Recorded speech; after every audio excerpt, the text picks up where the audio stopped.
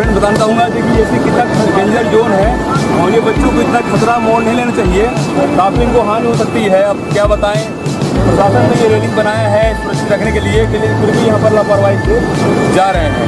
तो दिखा सकते हैं आप, दिखाइए, इनको भी दिखाइए, लापरवाही बच्चों दिखाइए, ये लापरवाही से भीड़ को फोटो शूट करा रहे हैं और जान खतरे में डाल रहे हैं। बच्चे उधर का घूम रहे हो, इधर चलो।